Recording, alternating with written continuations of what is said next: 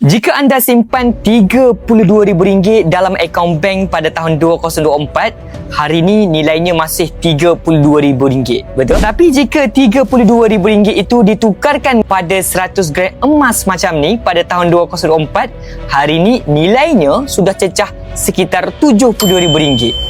Jika dijual semula kepada public gold dan ditolak spread sekitar 7%, dah masih menerima sekitar RM65,000. Maknanya duit asal RM32,000 sudah menjadi RM65,000. Keuntungan sekitar RM33,000 atau 103% dalam tempoh lebih kurang 2 tahun sahaja. Jika kita puratakan, pulangan sekitar lebih kurang 51.5% setahun. Yang menariknya, anda tidak perlu buat apa-apa. Hanya simpan emas ini dengan selamat sahaja. Walaupun perlu bayar zakat emas sekitar 2.5%, keuntungan masih sekitar 49% setahun selepas zakat. Sebab itu, simpanan emas mesti datang dengan ilmu. Jika tuan-puan faham pilih emas, kiraan spread, strategi simpan, sebenarnya agak sukar untuk simpanan emas itu menyebabkan kerugian.